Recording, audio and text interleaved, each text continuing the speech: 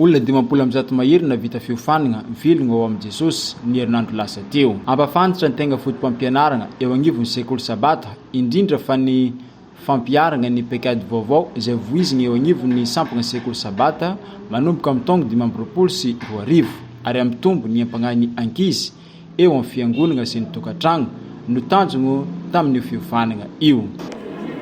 Tanjony ihany koa ny fiofanana ity dia ny ahatonga ny ray aman-dreny sy ireo mpiandraikitra mba hanao ny fomba rehetra ampitomboana ny ara-panan'ny zaza madinika na ny tokantrano na eo anivon'ny fiangonana ihany. Ilain'ny membre io fiofanana io chef Rossignol satria natao hanampiana ny ray aman-dreny agnivon'ny tokantrano ho fanabeazana ny ankizy ary hanampiana ireo mpiandraikitra ihany koa. Azo antoka fa amerigna ny zaza ho amin'ny fitezagna adventista ny fiofanana velogna ao amin'i Jesosy. Magnampy tanteraka ny fomba fitezagna izany hoy ny sombitegnan'ireo ray aman-dreny tonga niatrika io fiofanana io ary ampiatra izany manomboka amin'ity volagna ity izy ireo. Tamin'ny andron'ny pasteur Rostra Marnoel mbola président départemental sekoly sabata izy mbola nisy an'izao fiofanana tahaka azy ao. Ary ny tena mahatsara azy manavao an'ilay toetrany membre na indrindra fa ny ray aman-dreny ahafahan'ny mikolokolo an'ilay zaza satria amin'izao fotoana zao ny ray aman-dreny efa tsy dia mahavita mikolokolo zaza intsony.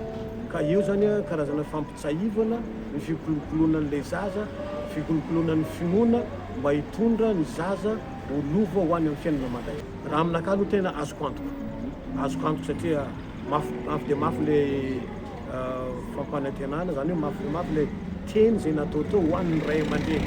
Ka ray aman-dreny tokony atsapa zay raha zay na nanaraka ilay formation tegna tsabarita koa ny ray aman-dreny fa tegna vognona anatika ilay raha.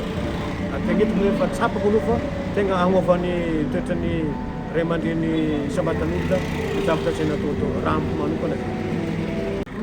Vogno ny fampiarana ilay formation na dia tsy tonga zany 2025 manomboka zao dia efa afa nagnano dingana ho an'ny tenako manokana dia efa nagnano dingana ny amin'ny fagnovagna ny amin'ireo fihetsika tsy mety izay atao amintsaiky ny amin'ny fitezagna eo amin'ny sekoly sabata na ao an-tokantrano.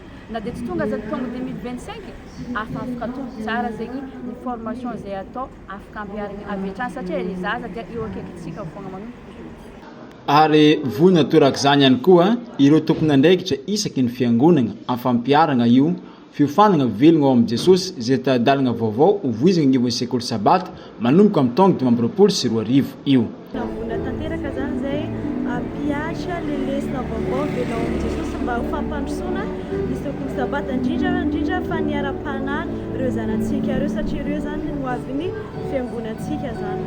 Mpiandraikitra minanfa mpampianatra lesin'ny sekoly sabata, talen'ny sekoly sabata, ray aman-dreny ary ny pastora no tonga niatrika io fiofanana io ny 1 hatramin'ny 4 Novambra tato amin'ny distrikany Antsiranana. Zay no tarihany talen'ny departementan'ny minanfa aty amin'ny Fédération Madagasikara avaratra.